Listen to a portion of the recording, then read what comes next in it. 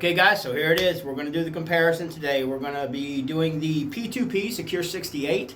We're going to try that against my Byrna Gen 1 LE. I was going to use my Gen 2, but it's having some issues. It happens, so we're using the Gen 1 today.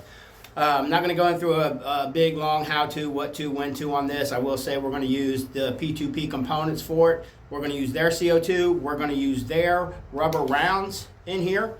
They weigh out pretty close, pretty similar to the Beyrna rounds. On the Beyrna, we'll be using the Beyrna Kinetics along with the Beyrna CO2. So let's just get right to it.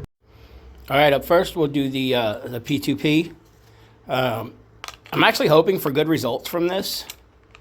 You know, I'm all about Beyrna products, but this is a little bit lower priced, and a very good friend of mine will be using this for self-defense when she walks her dogs and things like that.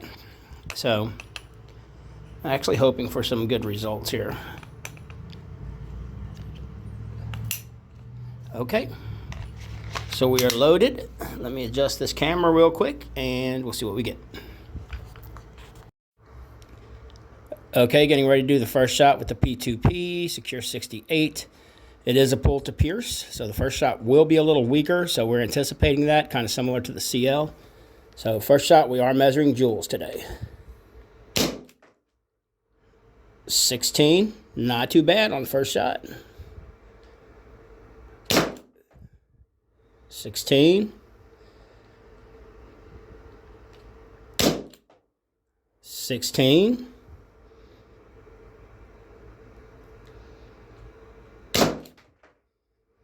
15.8,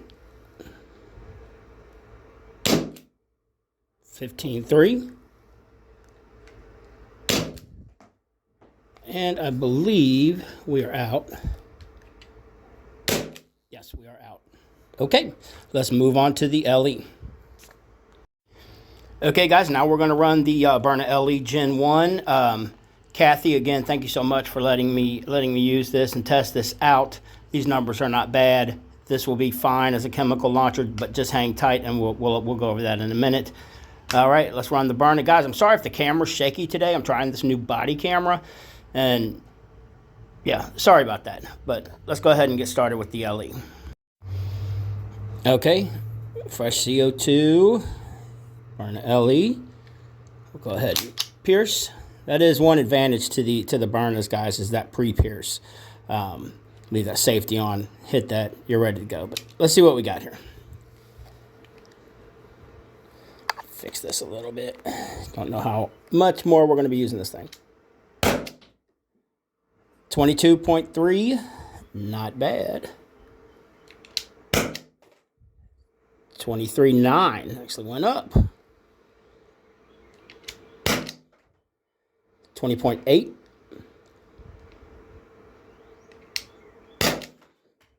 19 and a broken target as usual. 16.2, and I believe we're out. Nope, one more. All right, we are out. Guys, those are some good numbers out of that LE. I don't care who you are. Those are some good numbers. But we'll talk about this. Give me a second to get this shaky camera off, and we'll talk about it. So there you go. There's the numbers. Obviously, clear winner, LE. I've always called this one Old Faithful. I've had her for a while. She's always performed well. Almost wasn't a fair competition to put anything else up against her. But as far as the P2P goes, guys, this is not a bad launcher. 16, 17 consistent joules. That's good. That's perfect for pepper ball rounds, which I say all these launchers, including the LE, these are chemical launchers, guys. Great numbers out of the LE, consistent and good numbers out of the P2P. It's a good launcher, guys.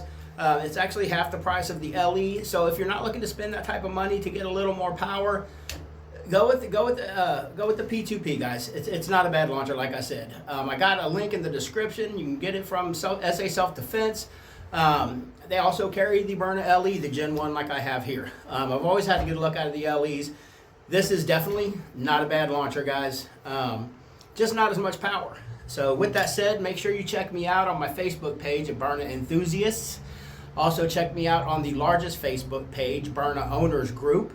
And also check the description there, guys. Got some links if you want some products, things like that. Check it out. I appreciate it. Make sure you hit that like and subscribe, and you all stay safe.